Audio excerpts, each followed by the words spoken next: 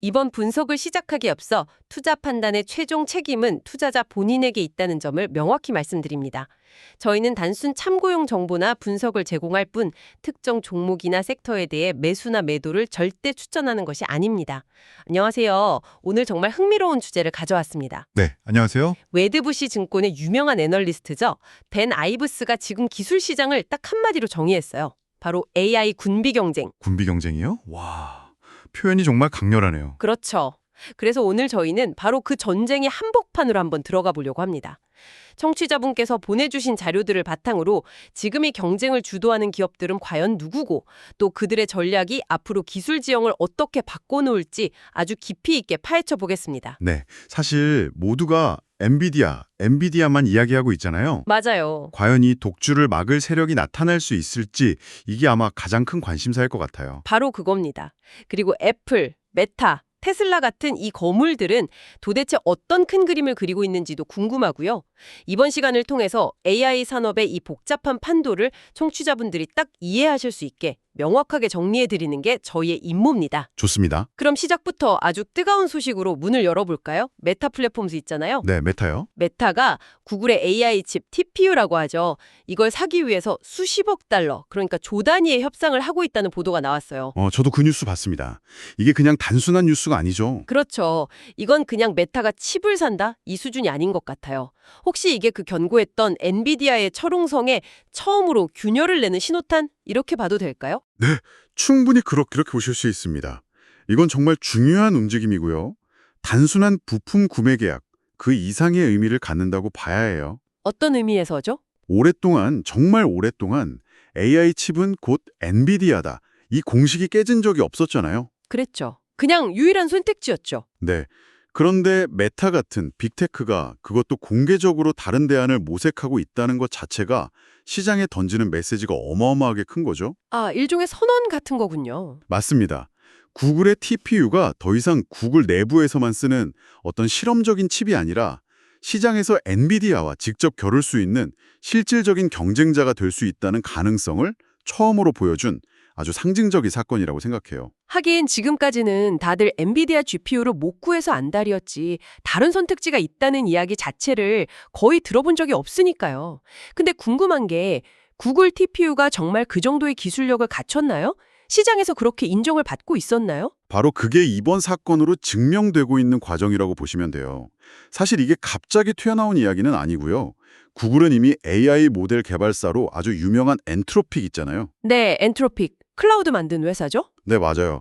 그 엔트로픽에 최대 100만 개의 TPU 칩을 공급하기로 이미 계약을 맺은 상태예요.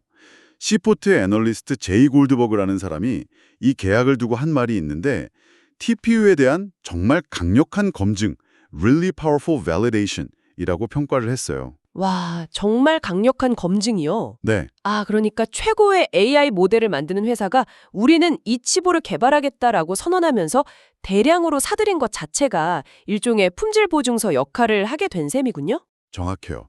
기술력을 시장에서 제대로 입증받은 거죠. 그런데 여기에 만약 조 단위의 돈을 쓰는 메타와의 거래까지 성사된다. 와, 그럼 파급력이 엄청나겠네요. 그렇죠.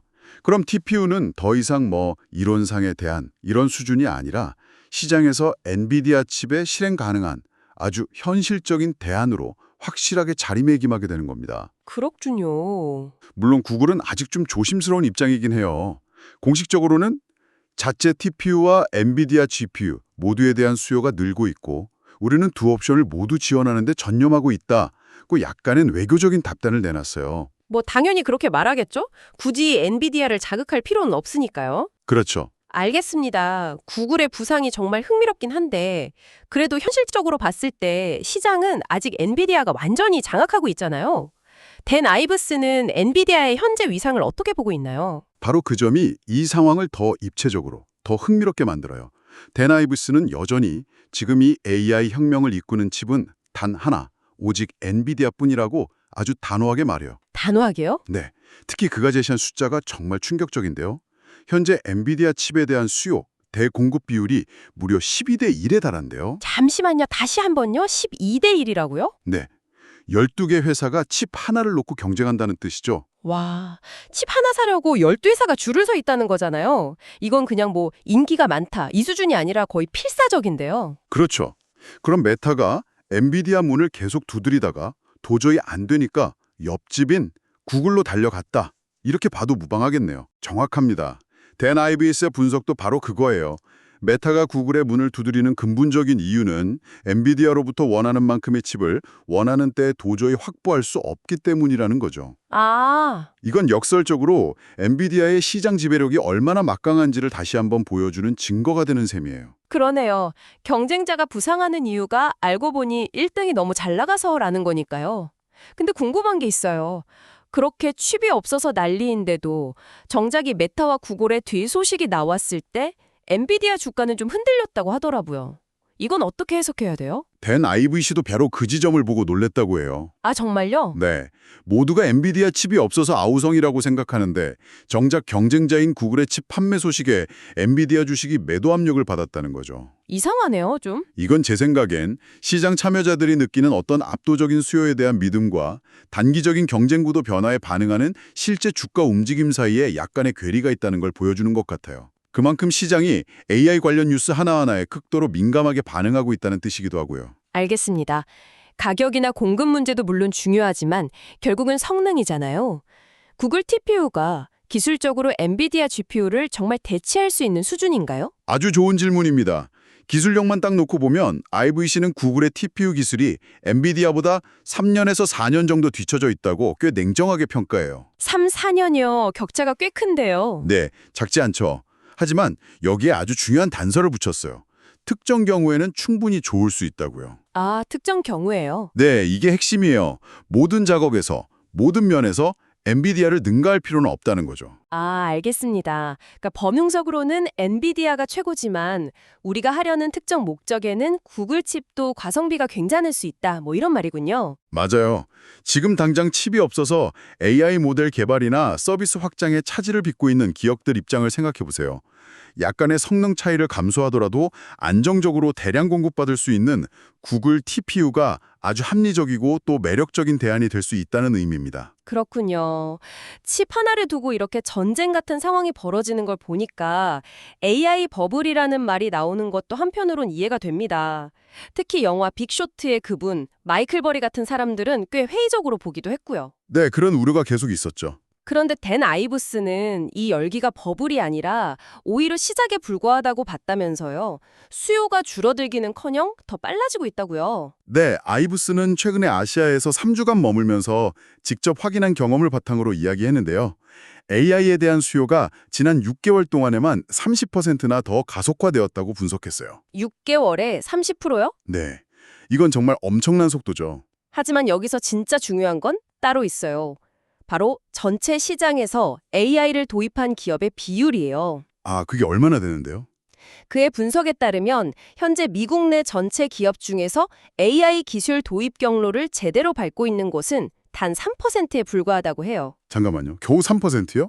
97%는 아직 시작도 안 했다는 거잖아요. 맞습니다. 와, 저는 그래도 한 20-30%는 되는 줄 알았는데 생각보다 훨씬 더 초기 단계네요. 맞아요. 심지어 유럽이나 중국을 제외한 다른 아시아 지역에서는 그 수치가 거의 0에 가깝다고까지 말해요. 0에 가깝다고요? 네, 이게 뭘 의미하겠어요? 우리가 지금 보고 있는 이 모든 열기와 투자, 이 모든 난리는 거대한 AI 혁명의 서막에 불과하고 본격적인 성장은 아직 시작조차 하지 않았다는 거죠. 와, 댄 아이브스의 비유를 빌리자면 이제 막 9회짜리 야구 경기에 1회 초 공격이 끝난 것과 같다는 거예요. 1회 초가 막 끝났다. 이야, 정말 실감이 확 오네요. 그렇다면 지금 언론에서 말하는 앞으로 2조에서 3조 달러에 달할 거라는 그 어마어마한 AI 관련 지출은 대체 어디서 나오는 건가요? 3%의 기업이 그 돈을 다 쓴다는 건 아닐 테고요. 그 지출의 주체를 명확히 하는 게 아주 중요합니다. 아이브스는 현재 AI 지출은 거의 전적으로 기업, 엔터프라이즈 시장, 즉 B2B 시장이 중심이라고 설명해요. 아, 기업들이 쓰는 돈이다. 네, 아직 소비자 AI 혁명은 오지 않았다는 분석이죠. 지금은 기업들이 인프라를 구축하고 내부 효율성을 높이고 또 새로운 비즈니스 모델을 개발하기 위해서 막대한 돈을 쏟아붓는 단계라는 거예요. 지정학적인 관점도 짚어줬더라고요. 미국과 중국의 패권 경쟁 이야기도 나왔죠. 네, 그 부분도 아주 흥미로운 포인트였습니다.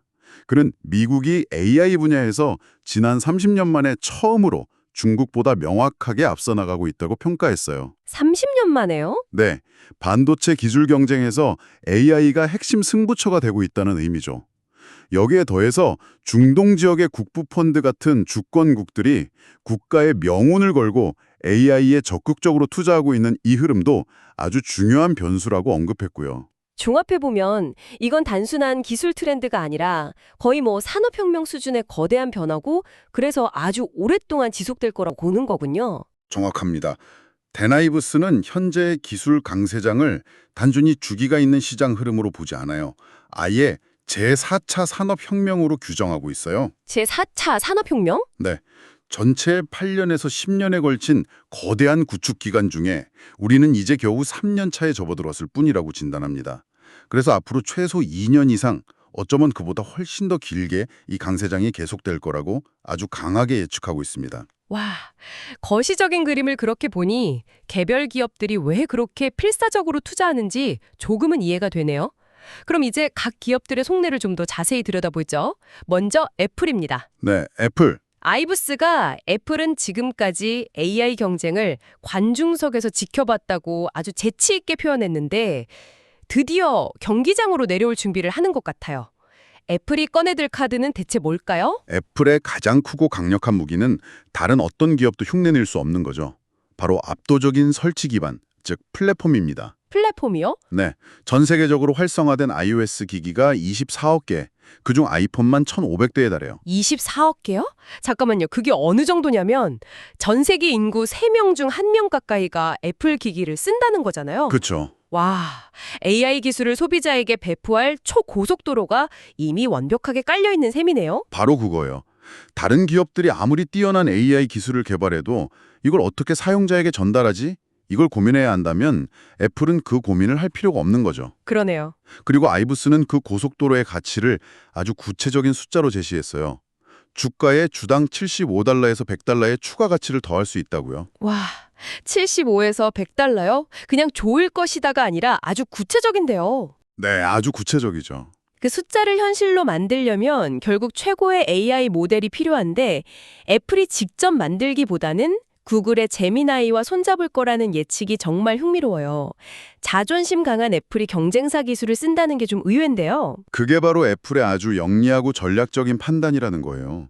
최근에 구글이 미국 법무부, DOJ와의 검색 엔진 관련 소송에서 사실상 승리했잖아요. 아, 네, 그랬죠. 그 결과 애플이 구글과 파트너십을 맺는 데 따르는 법적, 규제적 불확실성이 크게 해소됐다고 분석해요. 물론 퍼플렉시티 같은 유망한 스타트업을 인수하는 방법도 있겠지만 그보다는 이미 검증된 최상의 모델인 구글 제미나이를 탑재하는 게 수십억 명의 사용자에게 최고의 AI 경험을 가장 빠르고 확실하게 제공하는 방법이라는 거죠. 현명한 판단일 수 있겠네요. 네.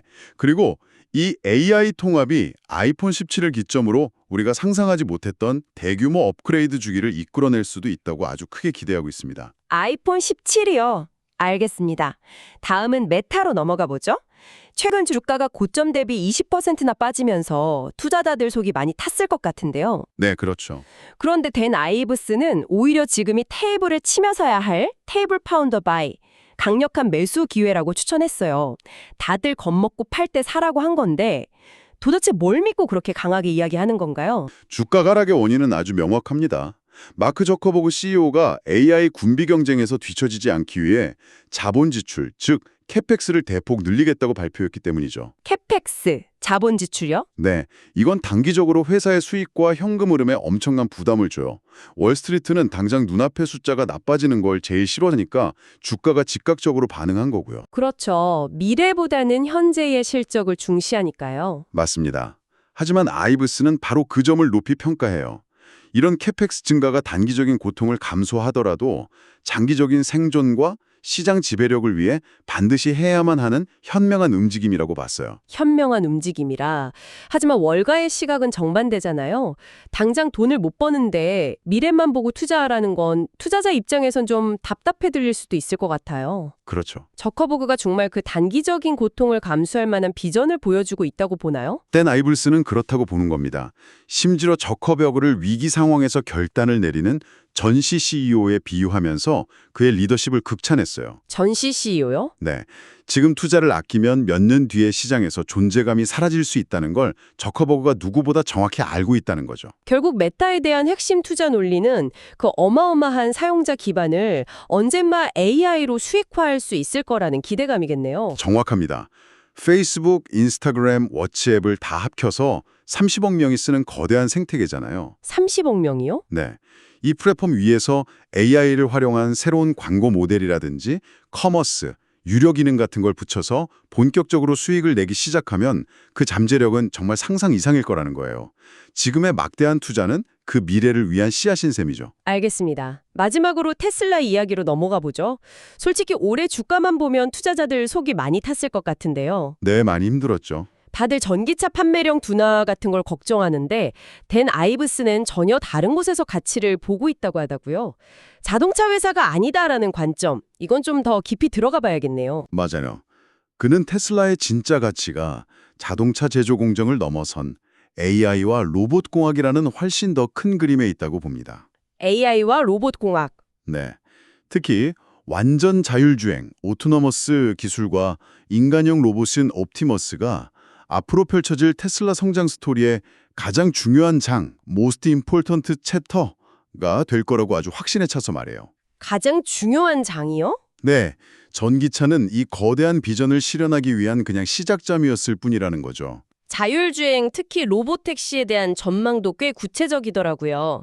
사실 그동안 곧 된다는 말만 수년째 반복돼서 신뢰를 잃은 부분도 있잖아요. 네, 그 부분에 대한 피로감이 분명히 있죠.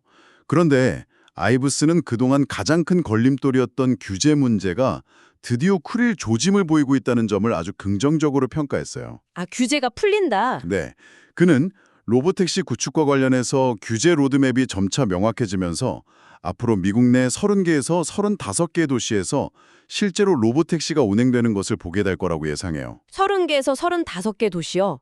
그게 정말 현실화된다면. 그렇죠. 테슬라의 기업 가치는 지금과는 완전히 다른 차원에서 재평가될 수밖에 없겠죠. 그래도 경쟁자들이 만만치 않잖아요. 특히 구글의 웨이모 같은 회사들은 기술력에서 상당한 인정을 받고 있는데요. 아이브스는 그 부분에 대해 아주 단호합니다. 어떻게 말했나요? 그는 웨이모 같은 경쟁사들은 테슬라가 그리고 있는 거대한 비전에 비하면 반올림 오차, 라운딩 에러 수준에 불과할 것이라고까지 표현했어요. 반올림 오차요? 와, 표현이 세네요. 독자적으로 기술을 발전시키는 테슬라의 접근 방식이 결국 압도적인 기술 격차를 만들어낼 거라고 굳게 믿는 거예요. 오늘 이야기를 쭉 들어보니 정말 거대한 패러다임의 전환기에 있다는 게 실감이 나네요. 네, 저도 그렇습니다. 정리를 한번 해보자면 댄 아이브스의 분석은 현재 AI 붐이 단기적인 거품이 아니라 앞으로 수년간 계속될 제4차 산업혁명이라는 거고요. 네, 그게 핵심이죠. 그리고 우리가 보는 빅테크들의 그 천문학적인 투자는 미래 시장의 주도권을 잡기 위한 필수적인 생존 전략이라는 거군요. 네, 맞습니다. 핵심을 정리해보면 이래요. 10시장은 엔비디아의 독주와 공급 부족 속에서 구글 같은 대안이 떠오르며 지각 변동이 시작됐고요. 네. AI 기술 채택은 전체 기업의 3%만이 참여한 정말 이제 막 걸음마를 뗀 초기 단계예요. 그렇죠. 1회 초. 네, 그리고 애플은 거대한 소비자 플랫폼을, 메타는 30억 사용자 기반의 수익화를, 그리고 테슬라는 자동차를 넘어서 AI와 로봇공학으로의 전환을 통해서 각자의 방식으로 이 혁명을 준비하고 있는 거죠. 알겠습니다. 이 거대한 흐름 속에서 청취자분들께서 한번 생각해 볼 만한 마지막 질문을 던져보면서 마무리할까 해요. 네, 좋습니다. 오늘 저희 분석은 대부분 기존의 빅테크 거인들이 이 경쟁을 어떻게 헤쳐나갈지에 초점을 맞췄잖아요. 맞아요. 하지만 댄 아이브스의 말처럼 만약 우리가 10년에 걸친 거대한 혁명에 이제 겨우 3년 차에 불과하다면 이런 질문을 던져볼 수 있지 않을까요? 어떤 질문이죠? 지금은 우리의 레이더에 전혀 잡히지 않는 새로운 스타트업이나 혹은 파격적인 기술이 갑자기 등장해서 오늘 우리가 논의한 이 빅테크 중심의 지형 자체를 완전히 흔들어 놓을 가능성은 없을까요? 다시 한번 말씀드리지만 투자 판단의 최종 책임은 투자자 본인에게 있다는 점을 명확히 말씀드립니다. 저희는 단순 참고용 정보나 분석을 제공할 뿐 특정 종목이나 섹터에 대해 매수나 매도를 절대 추천하는 것이 아닙니다. 항상 여러분의 성공 투자를 기원합니다. 내용이 좋으셨다면 구독, 좋아요 부탁합니다.